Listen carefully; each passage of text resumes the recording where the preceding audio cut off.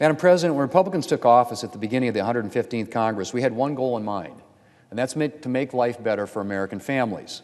We knew that American families were struggling. Recovery from the Great Recession was long and slow. Economic growth was sluggish. Wages were stagnant.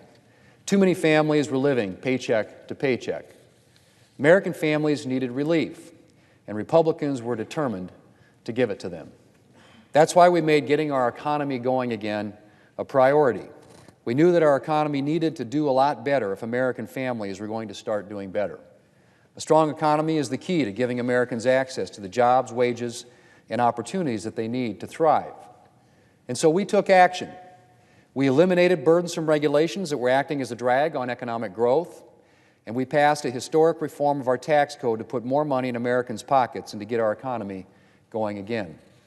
We cut tax rates and doubled the child tax credit, and in 2018, the average family of four saw a tax cut of more than $2,000. We lowered tax rates for businesses, expanded business owners' ability to invest in their operations and their workers, and made American businesses more competitive in the global economy. And Madam President, we're seeing the results. Job creation is up. Wages are growing at the fastest pace in a decade. Personal income is up. Unemployment is at the lowest level in 50 years. Tax reform is delivering bigger paychecks, more opportunities, and a better quality of life for American workers. Madam President, tax reform might be our biggest achievement in the 115th Congress, but it's far from the only thing that we did to make life better for American families. We also enacted legislation to provide better education and training to American workers. We passed multi-billion dollar bipartisan legislation to combat the opioid epidemic, which has devastated families and communities across the United States. We passed the longest extension of the Children's Health Insurance Program in the program's history. We passed legislation to provide hope to terminally ill patients by giving them access to experimental treatments. We passed bipartisan clean energy legislation. We passed a farm bill to support our nation's farmers and ranchers and to protect our environment, and more. But, Madam President, there's more work to be done. And Republicans are working right now to develop and pass legislation to continue to address the cost of living and to improve Americans' quality of life. We're committed to making tax relief permanent for American families. We're also committed to ensuring that the economic progress we've made sticks around for the long term. We're working to open new markets for American goods and services so that American workers and businesses can thrive.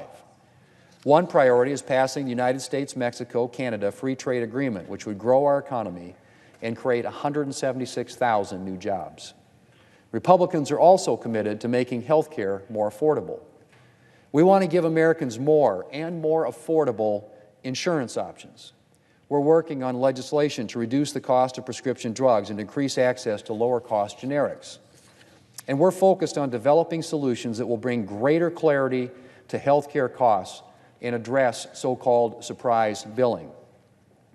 You shouldn't go to an in-network hospital expecting to pay one thing and then get an unexpected and enormous bill weeks later because it wasn't disclosed to you that the doctor that you saw wasn't in your insurance network. Another challenge facing American families is the cost of education.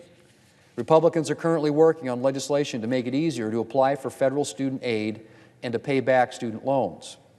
We will also continue to support career and technical education, and we will work to further increase the usefulness of 529 savings plans to help families plan and meet educational expenses. One bright spot for family budgets over the past few years has been energy costs.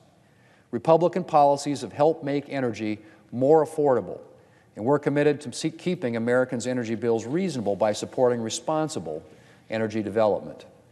We're also committed to continuing our work to keep our air clean and our environment healthy.